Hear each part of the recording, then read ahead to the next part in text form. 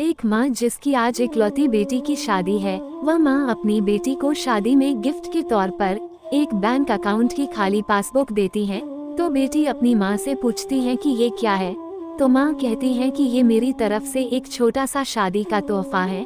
ये bank account की passbook है, ये तुम्हारे जीवन के खुशी के लम्हों को संजोए रखेगी और आगे जब भी तुम दोनों की जिंदगी में कोई भी खुशी का मौका आए तो अपनी तरफ से इसमें कुछ पैसे जमा करना। जितनी बड़ी खुशी होगी उतनी ज्यादा रकम डालना और उसके आगे लिख भी देना कि आज ये खुशी का मौका है, इसलिए इतने पैसे जमा किए हैं। आज मेरी बेटी की शादी है तो मेरे लिए भी खुशी का दिन है, इसलिए मैंने भी इसमें 1000 रुपए भी जमा करा दिए हैं और सामने लिखवा भी दिया है कि आज मेरी बेटी की शादी है, इसलिए मैं 1000 रुपए इसमें जमा करती हूँ। बेटी को अपनी माँ का दिया गिफ्ट बहुत ही प्यारा लगा। बेटी ने अपने ससुराल जाने के बाद जब ये बात अपने पति से की तो पति को भी ये चीज बहुत अच्छी लगी और कहने लगा कि ये तो बहुत अच्छा तरीका है अपने जीवन के खुशी के लम्हों को फिर से याद करने का। दोनों अब इंतजार ही कर रहे थे कि कब इसमें अगला अमाउंट जमा हो। दोनों नए नए बहाने ढूंढते थे पैसे जमा करने की। कभी कि आज हम बाहर खाना खाने गए इसलिए 300 रुपए, तो आज पहली बार शॉपिंग करने गए इसलिए 500 रुपए, आज मेरे हस्बैंड का जन्मदिन है तो 800 रुपए, तो आज मेरी वाइफ का जन्मदिन है इसलिए 1000 रुपए। ऐसे करते करते उसमें अमाउंट भी काफी ज्यादा इकट्ठा हो गए थे। शादी के कुछ साल बीत जाने के बाद दोनों में धीरे धीरे दूरियां बढ़ने लगी। दोनों में छोटी मोटी नोक झोंक होनी शुरू हो गई थी। फिर कुछ दिनों के बाद झगड़े होने लगे। दोनों ने बात करना तक छोड़ दिया और अब एक दूसरे से खुश नहीं रहते थे।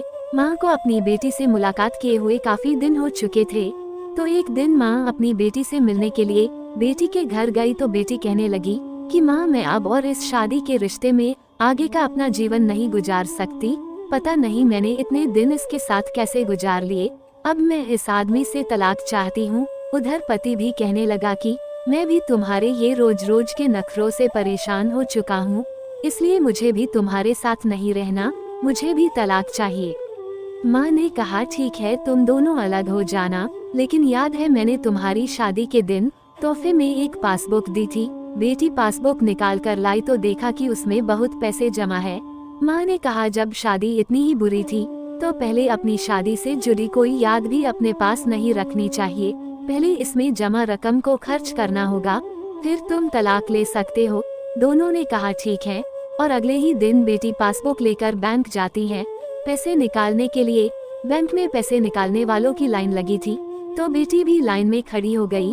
अब खड़े हुए काफी देर हो गई थी।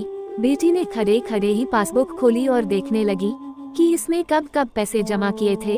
पासबुक को देखते ही देखते उसे पता ही नहीं चला कि कब उसकी आंखें भर आई अपने बीते लम्हों को याद करके जो उसने उसी पति के साथ बिताए थे जिसे वो आज तलाक देने चली थी। बेटी बिना पैसे निकाले वापस घर आ गई और अपने पति से कहने लगी कि ये मुझसे नहीं हो पाएगा, ऐसा करो तुम ही जाकर इसमें जमा सारा पैसा खर्च कर दो।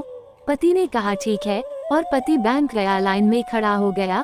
उसकी नजर भी पासबुक पर पड़ी और उन सारे खुशी के लम्हों पर पड़ी जो उसने अपनी उसी पत्नी के साथ बिताए थे जिसे वो आज तलाक देना चाहता है। अपने जीवन के सबसे हसीन लम्हों को याद करके पति की भी आंखें भर आई और वो भी लाइन से निकल गया। पति घर आया और पासबुक अपनी पत्नी के हाथ में दी तो पत्नी पासबुक में देखती है कि उसमें आज ही के दिन 5000 रुपए जमा हुए हैं और उसके आगे लिखा है कि आज खुशी का दिन है। मुझे एहसास हो चुका है कि वो उसे छोड़ने जा रहा था जिसे वो सबसे ज्यादा प्यार करता है। मैंने फैसला कर लिया है कि अब बाकी की सारी जिंदगी मैं उसी के साथ बिताना चाहता हूँ। ये देखकर दोनों की आंखें भर आई और गले लगकर खूब रोए और प्रॉमिस किया कि अब वो कभी नहीं लड़ेंगे और हमेशा एक दूसरे के साथ प्यार से रहेंगे। ये कहानी उन सभी के लिए है जिनके रिश्तों के बीच में दूरियां आ गई है। वो पहले आपस में बहुत प्यार करते थे लेकिन अब वो एक दूसरे के साथ रहना पसंद नहीं करते हैं। अगर आपके रिश्ते में भी थोड़ी बहुत दरारें आ गई है तो उन दरारों के भरने के लिए उन खुशी के लम्हों को याद कीजिए जो आपने एक दूसरे के साथ बिताए हैं।